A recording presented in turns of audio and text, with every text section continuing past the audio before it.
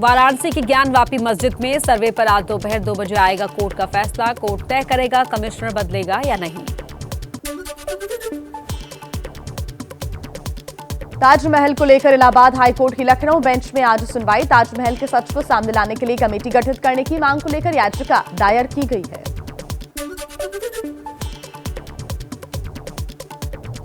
ताजमहल को लेकर दायर याचिका पर खुशी जाहिर करने पहुंचे हिंदूवादी संगठन। पुलिस ने बैरिकेडिंग पर रोका, किसी को जाने नहीं दिया अंदर। ताजमहल के बंद 22 कमरों को खुलवाने और एएसआई से जांच कराने की मांग वाली याचिका इलाहाबाद हाईकोर्ट में हुई है दायर।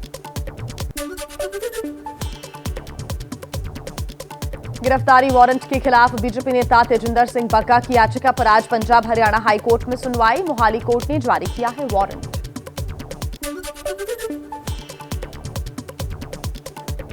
देशद्रोह की धारा 124A को चुनौती देने वाली याचिकाओं पर आज सुप्रीम कोर्ट में सुनवाई। पीएम मोदी के निर्देश पर राजद्रोह कानून की समीक्षा कर रही है सरकार। केंद्र ने सुप्रीम कोर्ट को दी जानकारी। राज्य में समुदाय की जनसंख्या के आधार पर अल्पसंख्यक का दर्जा देने की मांग वाली याचिका पर आज सुप्रीम कोर्ट सुनवाई करेगा।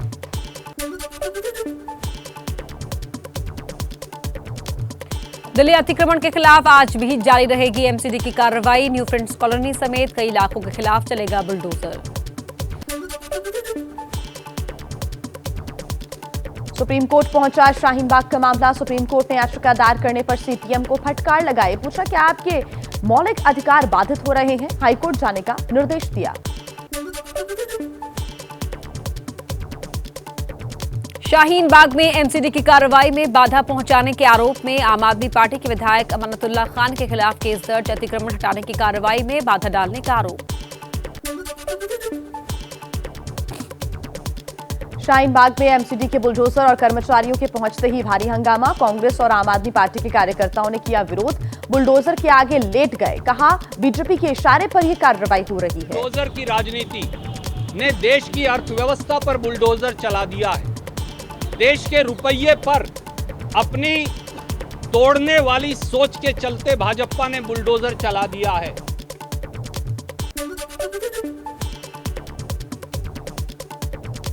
बुलडोजर के सामने से जैसे ही कांग्रेस के पुरुष कार्यकर्ता को हटाया गया, महिला कार्यकर्ता बुलडोजर को रोककर खड़ी हो गई, जिसे महिला सुरक्षा कर्मियों ने हटाया।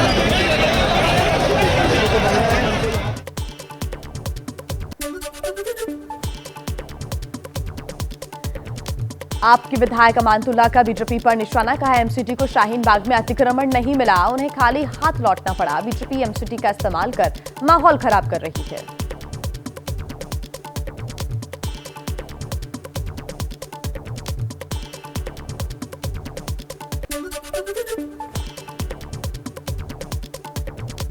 शाहीन बाग से बुलडोजर वापस लौटने पर बीजेपी नेता कपिल मिश्रा का विवादित बयान। शाहीन बाग, जहांगीरपुरी और सीमापुरी को बताया मिनी पाकिस्तान। जब भारत का कानून संविधान लागू ही नहीं होने दे रहे हैं तो इन जगहों को क्या कहा जाएगा।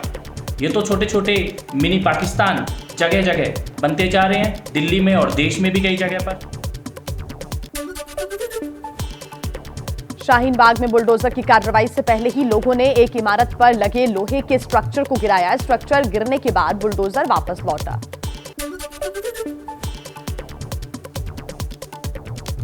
दक्षिणी दिल्ली नगर निगम के मेयर ने शाहीन बाग में लोगों के खुद अतिक्रमण हटाने की तारीफ की। कहा लेकिन कानून से खिलवाड़ करने वालों को डर दिखाना जरूरी।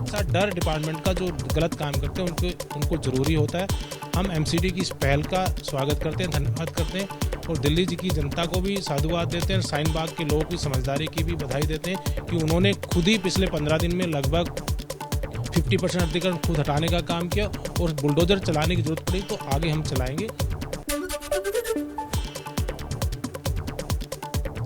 दिल्ली में लोकसभा स्पीकर ओम बिरला से मिली निर्दलीय सांसद नवनीत राणा। मुलाकात के बाद मीडिया से कहा मैंने अपनी गिरफ्तारी की पूरी जानकारी दी। जो तरीके से मेरे साथ व्यवहार हुआ वो हर चीज डिटेल्ड में मैंने बिरला साहब को बताई और उन्होंने बहुत दुख व्यक्त किया है कि ऐसी घटना कोई भी मेंबर के साथ में कभी ना हो और स्पेशली महिलाओं के साथ ऐसा होना ये कोई अच्छी बात नहीं है।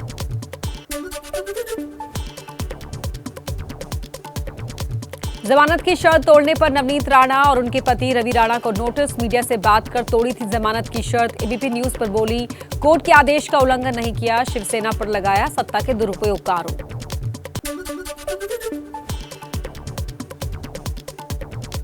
गृह मंत्री अमित शाह का 2 दिन का असम दौरे का आज आखिरी दिन। राज्य सरकार के 1 साल पूरा होने पर आयोजित कार्यक्रम में होंगे शामिल।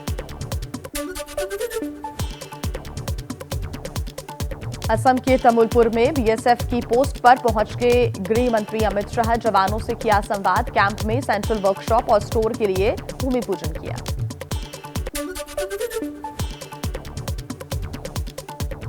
गुवाहाटी में गृह मंत्री अमित शाह ने जनगणना भवन का किया उद्घाटन। कहा, अगली जनगणना ई जनगणना होगी।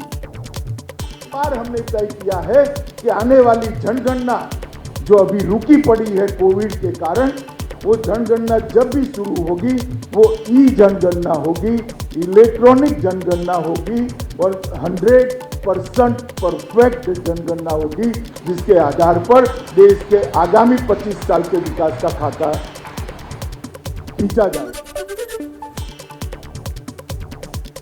जातीय जनगणना पर बिहार में विपक्ष के नेता तेजस्वी यादव का बड़ा बयान। कहा, जरूरत पड़ी तो पटना से दिल्ली पैदल मार्च करेंगे। और कोई चारा नजर आ नहीं रहा जातीय जनगणना को लेकर।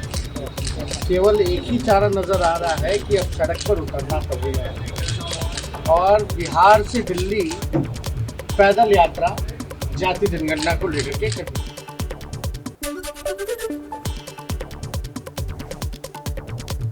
हरियाणा के अंबाला में बीजेपी अध्यक्ष जेपी नड्डा ने अटल कैंसर केयर सेंटर का उद्घाटन किया। सीएम मनोहर लाल खट्टर भी मौजूद रहे। बीजेपी अध्यक्ष जेपी नड्डा का आज से 2 दिन का राजस्थान का दौरा। पार्टी नेताओं के साथ बैठक करेंगे। श्री गंगानगर के सूरतगढ़ में बूथ सम्मेलन को भी संबोधित करेंगे। राजस्थान में चिंतन शिविर से पहले दिल्ली में हुई कांग्रेस वर्किंग कमेटी की बैठक। सोनिया गांधी ने कहा, चिंतन शिविर सिर्फ रस्म अदायगी नहीं, पार्टी का कर्ज चुकाने का समय आ गया है। संगठन को करेंगे मजबूत। बयानबाजी करने वाले कांग्रेसी नेताओं को सोनिया गांधी की चेतावनी। कहा, पार्टी फोरम में आलोचना हो लेकिन किसी का मनोबल ना गिरे।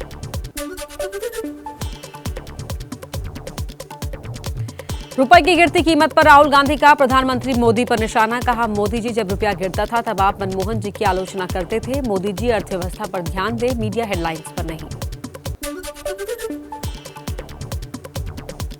कांग्रेस नेता राहुल गांधी आज गुजरात के दाहोद में आदिवासी सत्याग्रह रैली को संबोधित करेंगे। पार्टी विधायकों के साथ बैठक भी करेंगे।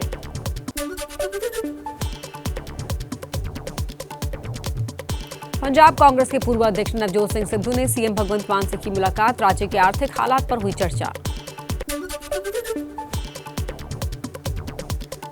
लखनऊ में योगी कैबिनेट की आज अहम बैठक। कई बड़े प्रस्तावों को मिल सकती है मंजूरी।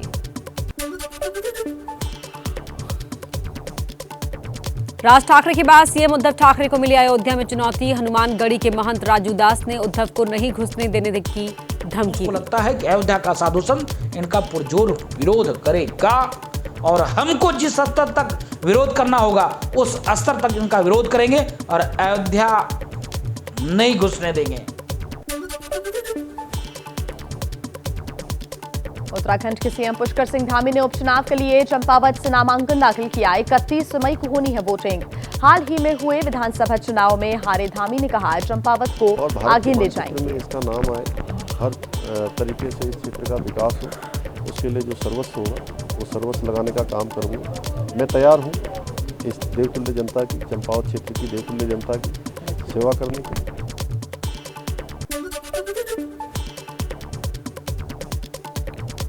झारखंड की आईएएस पूजा सिंघल से आज ईडी करेगी पूछताछ। मनरेगा घोटाले में मनी लॉन्ड्रिंग की जांच। पूजा सिंघल के सीए के घर से मिले थे करीब 20 करोड़ रुपए।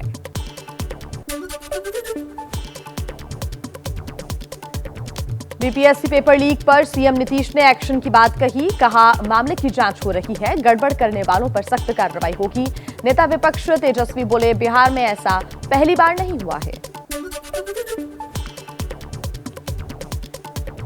अशोक गहलोत के मंत्री महेश जोशी के बेटे पर रेप के आरोप की जांच दिल्ली पुलिस करेगी। पीड़ित ने दिल्ली के सदर बाजार थाने में दर्ज कराई है एफआईआर।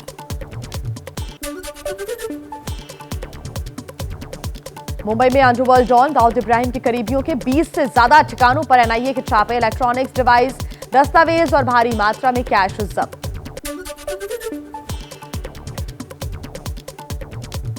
महाराष्ट्र सरकार के मंत्री नवाब मलिक की मुश्किलें बढ़ सकती हैं। सूत्रों के मुताबिक एनआईए को कुछ संदिग्ध लेन देन मिला। सोहेल खंडवानी और नवाब मलिक के बीच हुए कुछ ट्रांजैक्शंस की भी जांच जारी। प्रयागराज में गाजीपुर से बीएसपी सांसद अफसार अंसारी से ईडी ने करीब 10 घंटे की पूछताछ की। मनी लॉन्ड्रिंग को लेकर पूछे गए सवाल जवाब।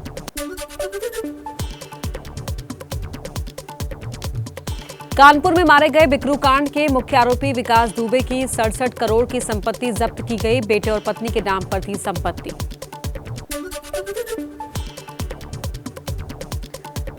जम्मू कश्मीर के शोपियां में आतंकियों से मुठभेड़ जारी। 2 से 3 आतंकियों के छिपे होने की है आशंका। 2 आम नागरिक घायल, एक की हालत गंभीर।